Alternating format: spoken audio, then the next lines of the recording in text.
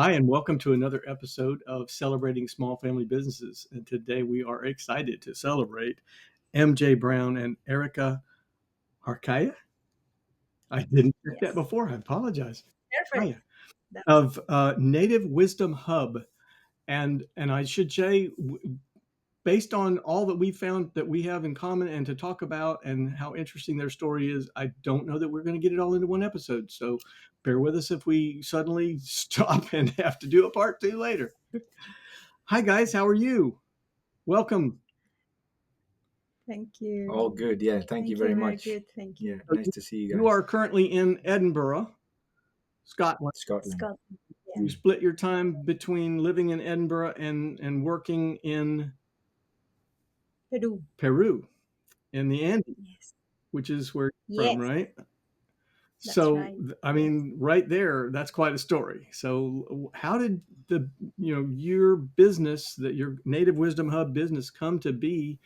And if you guys met as part of that, tell me about that. I think the seed was planted for this business to come together almost 16 years ago.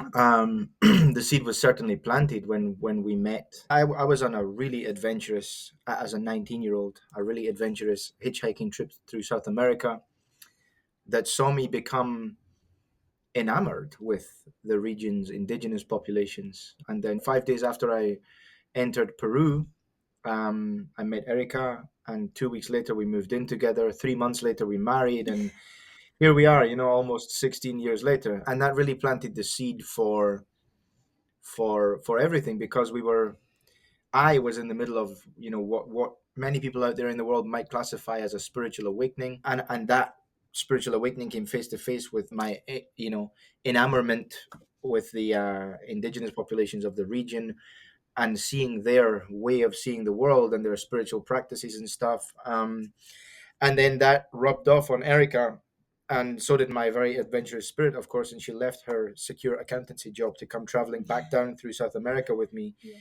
to see me off at the airport of Buenos Aires as I flew back to Scotland. And that was really the beginning of the path, right? At that point, we started to really look into ancestral wisdom traditions, the indigenous populations of the earth, and also of Erica as well. We traveled far and wide with that, gathering information, researching, studying. And it really wasn't until it really wasn't until, well, first 2020 during COVID, when the brand, it first started as Jungle Wisdom Academy. Mm. But then it really crystallized and began to really solidify in between August 2022 and January 2023 as Native Wisdom Hub. And that's when we really began to work it together. That's when it really became a family business, right? Yeah. And I think one of the things I really wanted to share is about the experience that I had, the transition I had when I had to move with him in Scotland. It was a big transition. It took me almost 10 years to actually feel, these changes of first the language, the culture, and the new family that I was into it. And I think the biggest one for me was when I became a mother. That's when everything just put everything together to get used to it, the processes of become a mother. But then from that, creating the foundation to how to solidify our own business as well as a mother. It brought a lot of responsibilities, um, but also the foundation of everything that we wanted to create together, not as just single people, but we had the same dream, we have the same desire to become stronger, the indigenous culture, the medicine itself, Mm. but also how can we solidify as a relationship, as a couple, as a family into the business. Yeah. Hope that all made sense. Yes, yes. Yeah, so, yeah, you started with family, and the business grew out of that, and with a strong desire to preserve the strength and the integrity of the family, and use that to strengthen the business. Is what I heard. Yeah, and in the process also strengthen indigenous sovereignty and indigenous empowerment. And so it's all about strengthening right along the lines, family, business, and who we're impacting with the business as well, right? Yes. Wow. That kind of ties in with something we were taught many years ago Hmm. about loyalties. There's kind of rings of loyalty. Your first loyalty has to be to yourself, because it's like the airlines say, you put your own mask on first before you try to help somebody else, and then your Right. second loyalty is your family, and then your immediate community, and then the larger society. And so you're totally living that. Yeah, Yeah. yeah. So, Erica, I just heard the accountancy, but from your website, I got the impression that you're kind of a lineage holder, or you're very much part of a long line of people in your culture that preserve this indigenous wisdom, and there's sacred rituals around it. So, I wanted to ask: is this more of a medicinal practice? Is it more of a spiritual practice? Because I know it involves Mm. psychoactive compounds, but in a ritualized setting. Is that accurate? Yes.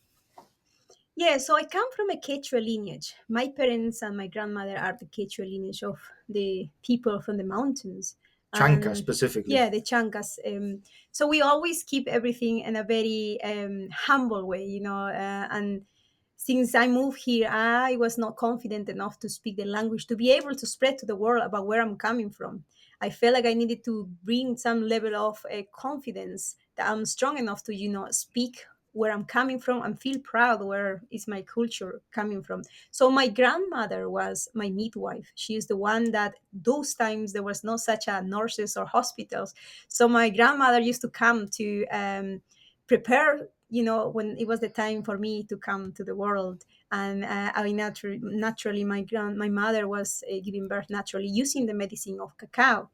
So cacao has been a medicinal part for us, like many people nowadays known as a hot chocolate. But it has its roots, it has a history. And one of them comes from South America. And the medicine has been such a big, massive, we call it heart opener.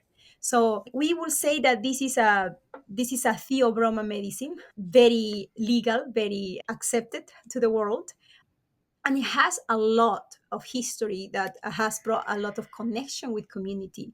So as my grandmother was telling me, cacao has been part of their world.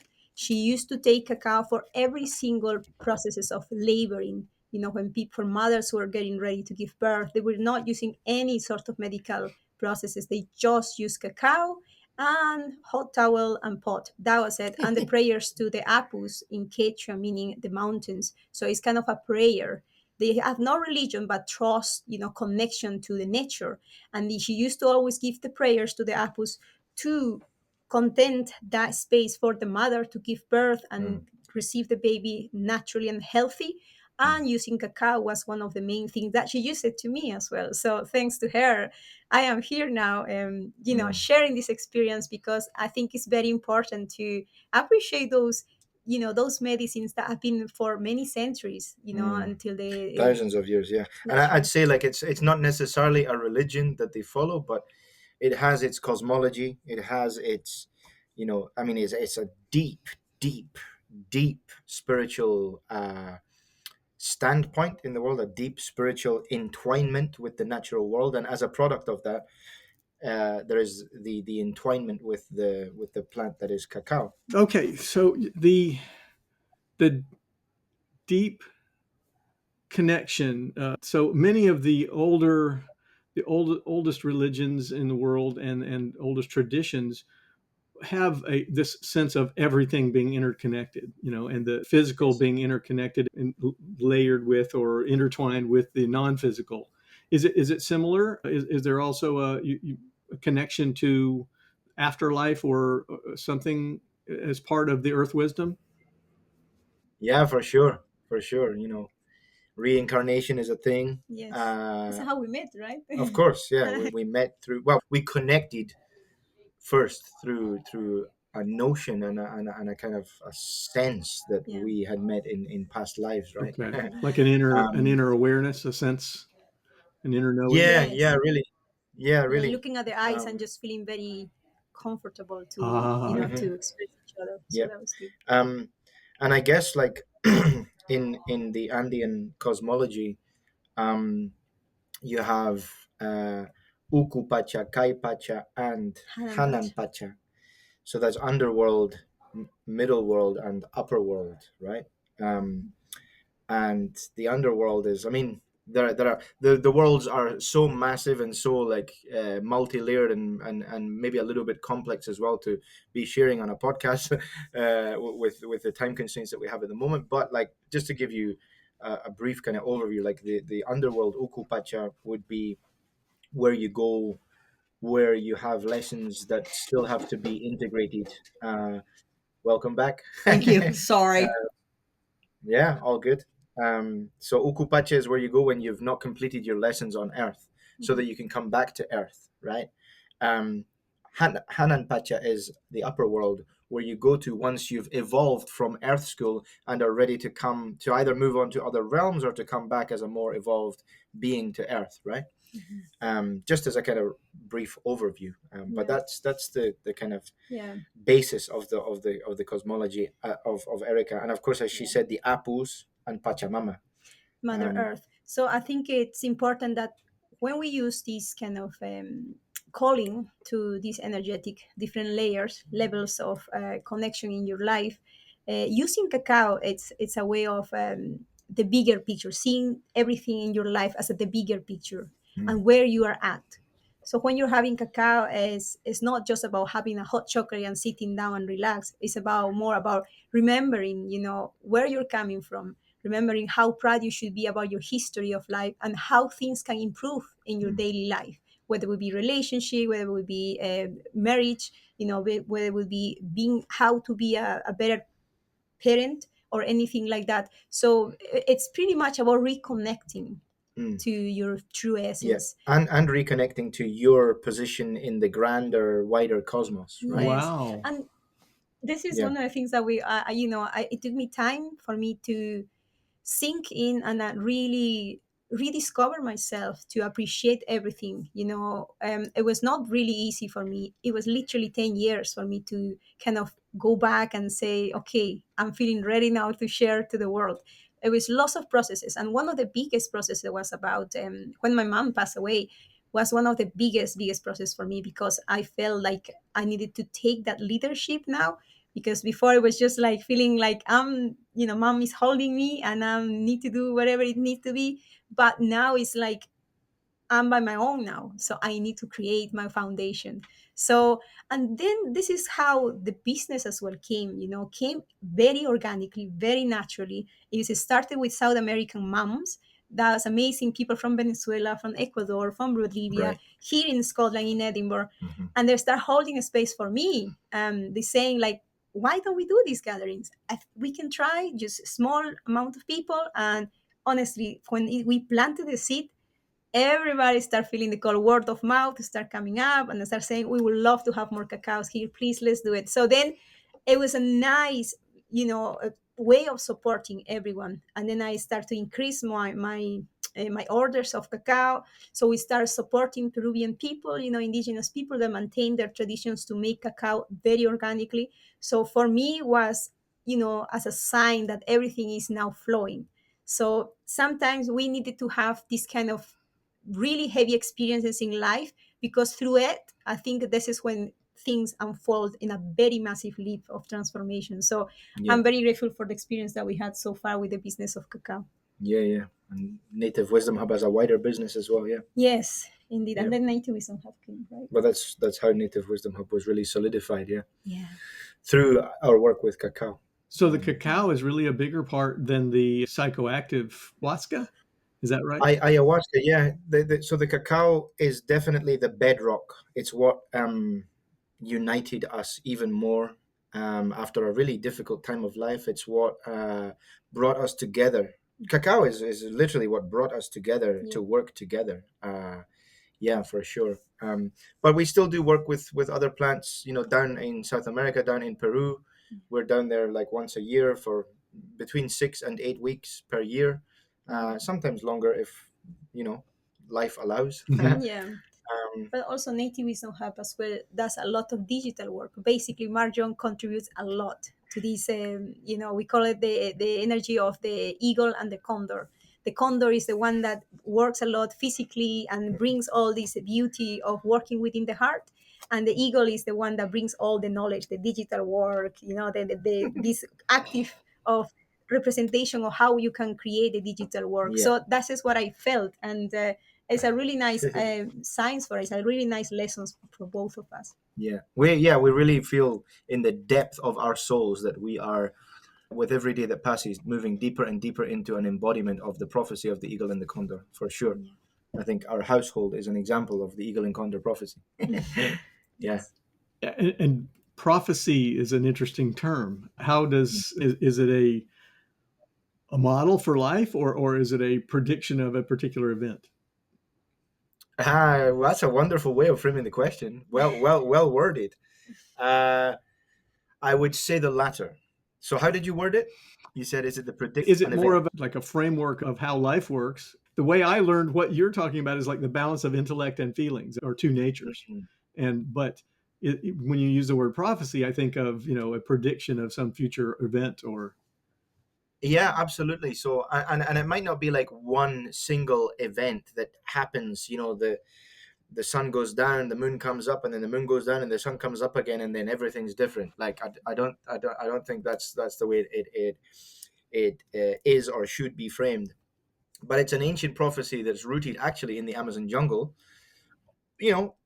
of which the Andes Mountains are also part of, in large part, because the Andes Mountains transform into the Amazon jungle, right? Yes. And without those Andes Mountains, the Amazon jungle might not even exist. But we'll leave the geology for another episode. Hey, so it's an ancient prophecy that's rooted in the Amazon jungle. That as these medicine traditions started to come out of, like quote unquote hiding, or being hidden from the modern world, from modern society, um, particularly the north. I mean, it traveled up very quickly. It traveled by word of mouth. It traveled from South America all the way up through Central America to North America, and the North American natives, the Lakota, the Cherokee. They really, there's so many members of those communities that have really grabbed this like prophecy, and like are making annual trips down to Peru and Yeah. Colombia. But it's a prophecy that says that there comes a time in history where the eagle and the condor, they're flying together, but they move in separate directions, and the world moves so swiftly, in the direction of the eagle, to the point that eagle people, living in their ignorance of the condor ways, almost drive the world to and its races to extinction, until such a time comes when many of the eagle people begin to reawaken to the magic and the truth that the condor people hold, right? And then they come, and then the eagle people begin to incorporate some of the condor traits and energies and practices and wisdom into their life, and the condor people are able to have the eagle wisdom and knowledge and acumen applied to their world, to the point where the two worlds merge, and eagle and condor fly in harmony once more, and the world returns to harmony. So the eagle people can be seen as industry, intellect, engineering, all of that stuff, all of the global north stuff. And the condor people can be seen as the world's living indigenous populations, who are living from the heart, connected to their feelings, connected to the earth, connected to nature, to the elements, with a symbiotic relationship with the natural world. And so when these two come together, the world begins to return to harmony. And well, here we are. I've got the wings tattooed on my arms, and yeah. And Uh, then also we can, in this way of living as well, we can find the perspective in different angles depending where you are at, depending of your beliefs. There are many Christian people that have another beliefs as well, which is totally acceptable because everybody has some transitions in their life.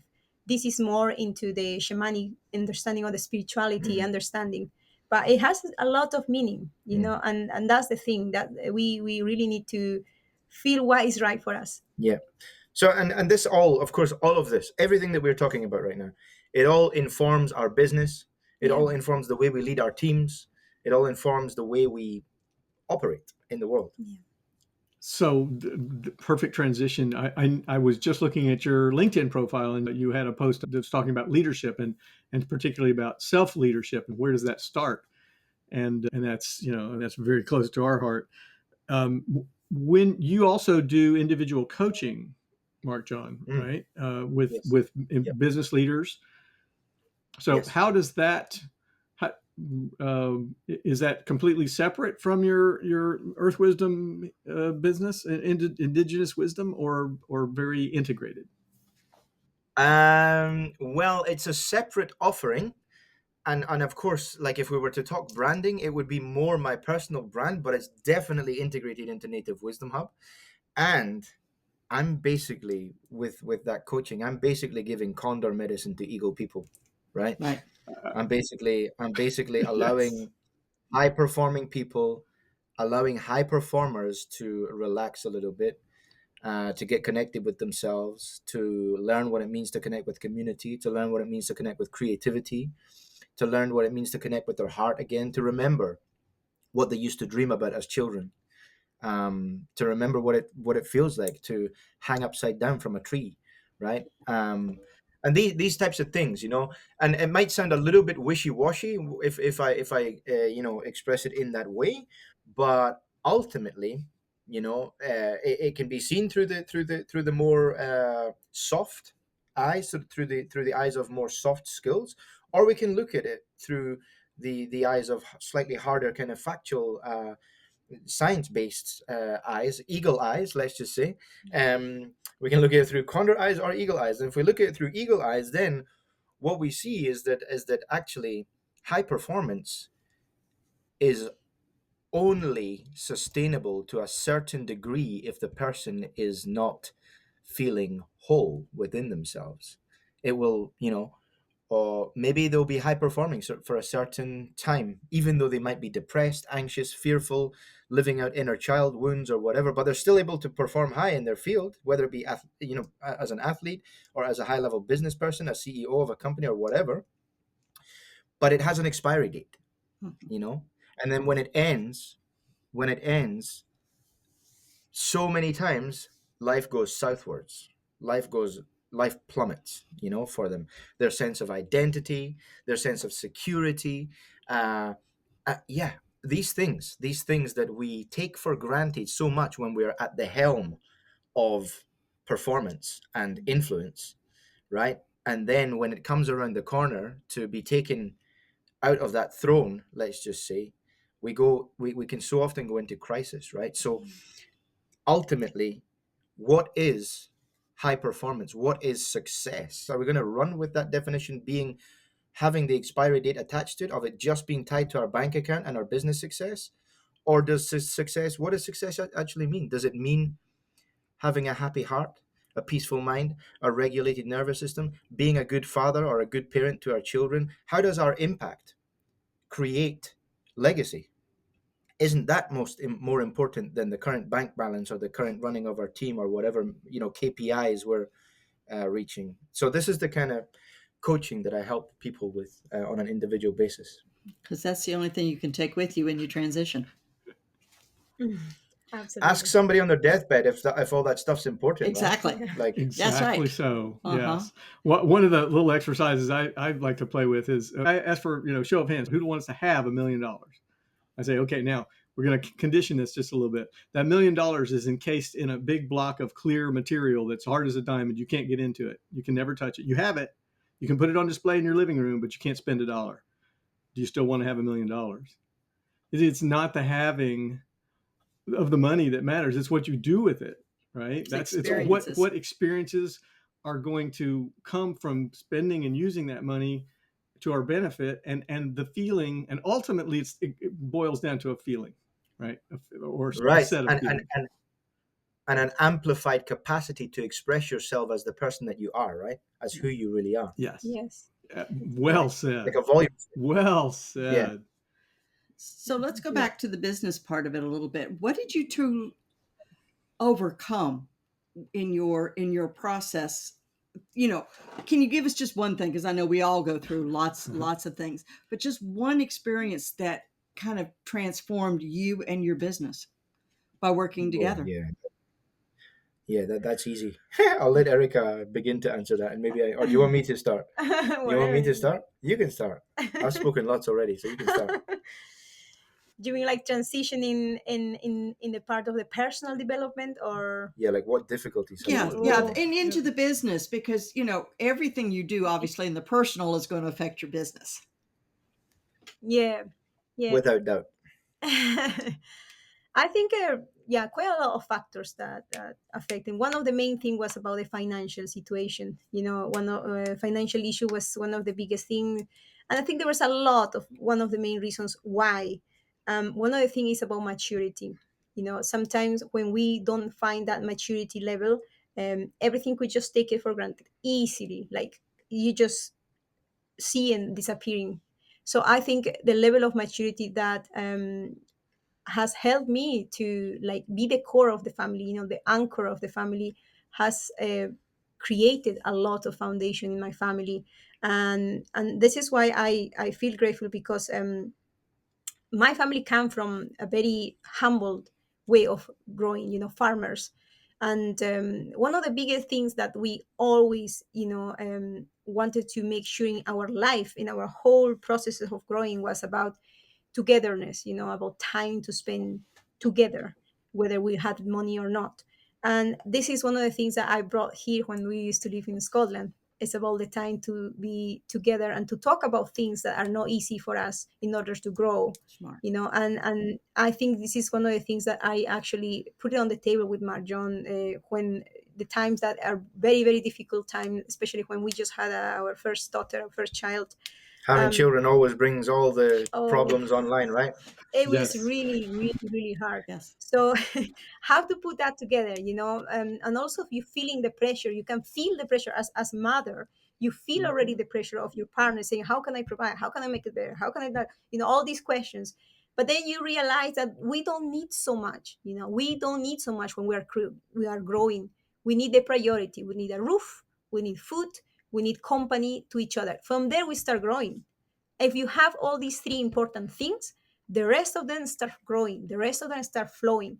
So I think the biggest challenge was, as I said, Securing stability in the yeah, family nest, right. right? But actually, this is what we found out, that the problem was not the money. The problem was about how to create the foundation. So when we have the foundation, then everything start changing.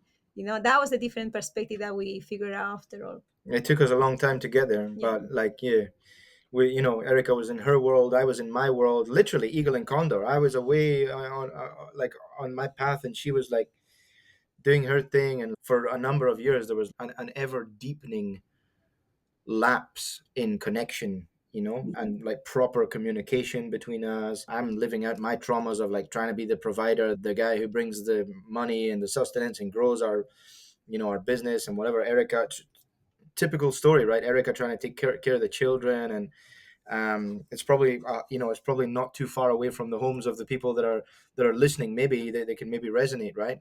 Surely. And it just seemed like, over a number of years, we just became more and more kind of like distant, because of that, until we went through some like really big, whew, processes, crashes, burnout, me like going through doubts with my level of commitment and whether or not I actually wanted to be doing this, like, the whole, like, I think many men go through this, shit, like, can I do this? Am I capable of being this father? Can I, like, no, oh my goodness, what is this all about? Holy shit, you know, Or just gotta run away, gotta escape, yeah. gotta escape, gotta get out.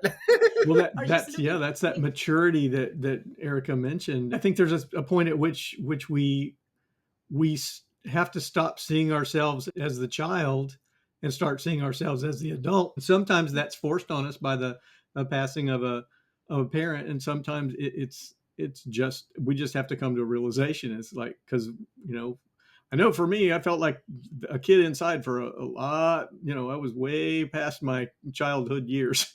In fact, I remember somebody saying yes sir to me that was a little younger than me, and that shocked me.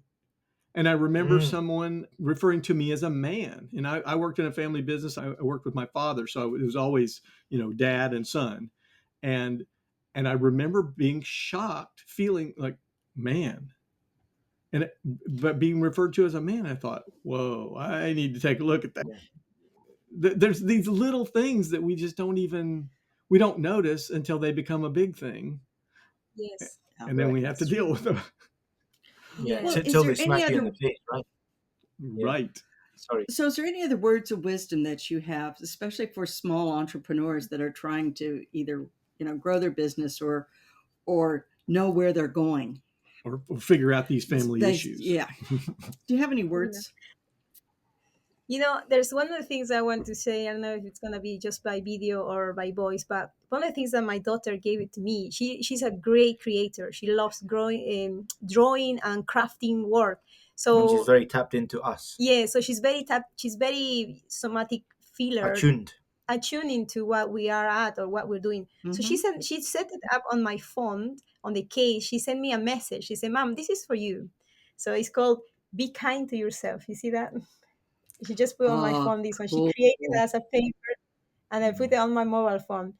So I think this is one of the message that myself I go through. Like I just almost burst in Mhm. tears when she gave it that to me because I have no idea how our children can sense you and say, I'm gonna send this message to her because she needs that, you know. And that Mhm. word, be kind to yourself, it's like really in general as mothers, as women, we always try to do everything the best as we can. And sometimes we really self-sabotage ourselves because Mhm. maybe we didn't do good enough or we should have done that or this way. But actually what your children want you to see is to be kind, to be kind with yourself, to accept what you did, what results you Mhm. overcame. That's the main thing. Any And I would, mistakes? Yeah, and that's the main thing for me to share to other entrepreneurs family that are there. Be kind with yourself and to each other. and to each other. Always appreciate every single step or even the mistakes that you made, because Yeah, Absolutely. from every mistake there is something positive to yeah, overcome. yeah. And I think for me, I would say like, yeah, okay, spend a lot of time, like do what you are doing, do what you're doing, spend a lot of time building business acumen, spend a lot of time on analytics, structure, leadership principles, all of this stuff, right? Uh, but also in equal measure, as much time as you are spending building your business skills, sales, marketing, structure, the whole thing, the whole dance, as much time as you spend studying that stuff, spend the same amount of time building your levels of empathy. Build empathy, learn how to connect Fabulous. with people, learn how to really Mhm. feel them. I mean, empathy is perhaps one of the core principles of good leadership, in my opinion. Yeah. And so if you want to lead powerfully, okay, it's good to have like the structure. This person's doing that, this person's doing that because they're skilled at that, and based on their qualifications and blah blah blah, all this stuff. Okay, cool. But who are they? Right. Who are they, and how do they feel today? What is Mhm. their what is going on for them at home? Right. Like what's their world looking like? How are they doing? Mhm. Connect with them, build empathy, as much in equal measure as you are building all the other hard skills for having a successful business. Smart. Eagle and condor balanced. That's right. Oh, it's Thank perfect. you so What a much for great this. model. Yes. Thank you. Yes, we We're going to put all your contact information in the show notes. yep. So people can find you. I know you're leading an Earth Wisdom Healing Retreat to the Andes in December, I believe. So Yay. 10th to 20th, yeah, we've only got a few spots left for that Yeah, actually because it's it's amazing. proven really popular. There's a lot of Fabulous. call from people from United States that are feeling the call to Yeah, join us. So it's amazing to have the Cool. call. But anyone that feels the call, anyone at reach all. us out to Native Wisdom Hub. Yeah, Say nativewisdomhub.com, or if you want to reach out, our contact details will be in the show notes, right? yes, So Absolutely. yes. I'll make sure I Absolutely. include your uh, LinkedIn profile and so email. cool. And If you, and and more and to hey, come. yeah, well, I yes. guess so. We're so up for another episode at some point with you. We Yeah. really resonate with you guys and love Yeah. love just hanging out. But also what I wanted to say is like I would love to. It just came to me now. I have a free gift that I would like to offer to the audience. Okay. It's called it's just a guidebook, a little like Mhm. 4 or 5 page guidebook that's called From Trauma to Triumph, Oh, learning how fabulous. to overcome serious difficulties in your business world, all the mistakes that you made, recuperating from the trauma of that, to integrate it all, heal from it all, regulate and find your purpose once more and go at it again. Thank you Awesome. so much. Wonderful. Thank you. And just for a last sharing, Yes. anyone wants to connect with Cacao as well, Cacao ceremonies that I normally do online, please feel free to find me on Instagram, Erika Huarcaya 1204. Yeah. You can find there, and I would love to connect with many people that feels to work from the heart, especially moms and with children as well, to just reconnect with their feelings and bring back to reconnection with nature. Fabulous. Yes.